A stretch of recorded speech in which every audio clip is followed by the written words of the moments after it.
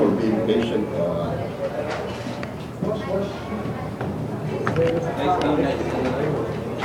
Thank you again for being patient. There are some things that we have to do. But of course, I have to monitor the first game, which is a very important game. I guess you understood, you heard what I said about the, I don't even really know if it's a protest, because the letter itself never asks for anything of a replay or overturning of the score. But I think more or less it was a double effective protest and clarification, which we studied since yesterday afternoon and early this morning. So the technicality part of the thing that happened in the last game cannot be valid, because we never deviated from what the rules are of the game, even the rules of the UAAP. So I hope you understand. Are there any questions? I'm sorry. Anong response ng FEU? Or I have not. Pero di ba the UAAP reiterated na hindi naiakit sa board ng mga ganitong? Well, that is supposed to be my agreement with them this season. And I'm very grateful that they gave me that kind of. So far, there has been no, what we call this, really request pa to go to the board. Di ba usually, sir, pag may protest, di ba kailangan mo isa-sign na... Yeah, actually, when you put protest, you have to put game place under protest before the referee sign the score sheet, which didn't happen. Actually, I remember, if I remember correctly, I read some of your stories, plus even on the internet, that Nash was actually blamed, he said, we lost the game, right? And that kasalanan ng players kaya, because they just didn't play maturely in the end game when they had such a big lead. And that he wanted to go to the finals, if I remember correctly your story. So I thought at that point he had accepted his loss, which I thought they had accepted, but obviously, again, they tried to find some way. But kung sa time period naman, nasa time period sa kanila if it's in protest, because 24 hours, wala naman Sunday work. So, they came in yesterday at Monday, noontime yung letter, something like that. So you got an assurance ba from the league na, kasi tama nga, nandun kayo sa corner eh. Do you got an assurance na balik ulit? I made representations immediately, because it's really an impossible situation. Like I said, without prejudice to the venue, I can understand their situation. They expect a lot of people during the playoffs. And I understand those seats have been bought by special groups. If you notice, they're very nice seats today. But we cannot function that way.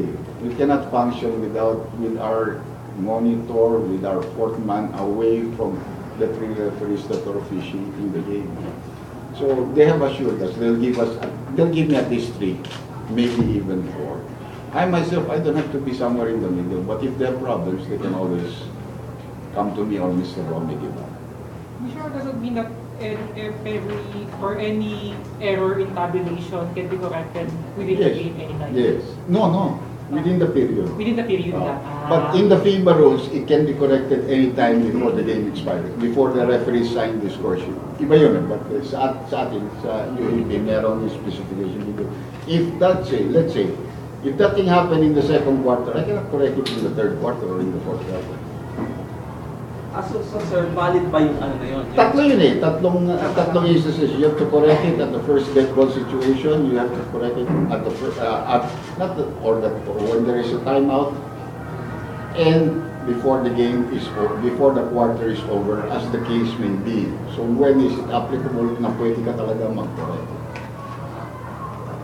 Pero kung yung sinasabi ni Coach Nas na yung first dead ball of 2 minutes and 7 seconds, dead ball talaga yun? Or dapat ba? Yung dead ball na sinasabi mo kasi they were shooting free throws. I'm not contesting what you said. We were still trying to call the referees at that stage. Hindi lang nila kami marinig, hindi nila kami makita. Okay. See, there was no need of a challenge because from the very start, alam namin mali yung scorer na yun. We saw the signal for a 3-point attempt. We saw a signal for a 3-point conversion. So we had to make the correction. And we knew we only had a certain period of time, which is the period itself, which is within the quarter. Did Ateneo challenge it? Or no? What I understand from Ateneo was they were trying to tell the referees to some of the coaches. I understand from the referee that I talked to that they were saying, please check, please check, please check. But the game was going on really quick, no? Except for every time that there were no timeouts in that time from that time na naagawan ng Pesumal yun eh, because both of them only had one timeout each and they were really preserving their timeout. So the only situation would have been free throws. I understand that Ateneo was asking them, paki-check, paki-check, paki-check. Kaso, you know, the game was going and I think they were also disoriented kung nasaan kami. Well, in that sense, no, that it's not something like you're sort of nice safety that you always know where to go in the middle of the court or whatever. So, yung please check took place during when the call? Hindi, sinasabi ng Ateneo. During before the free throws took place. As the game was going. As the game started. Commissioner, all along, the referees were not aware of the score before the correction. Wait, this is another thing, since you mentioned that. One of the rules of my supervisor, Mr. Juan Ibarra, we never look at the score. The referees are not supposed to look at the score. You are supposed to look at the time. Shot clock is in front of you. But if you go up there and try to look for the score, you know, that is one of the things he's always asks his referees. And I hear that every time he talks to them or when he calls people to come in and choose the referees. So they don't look at the score.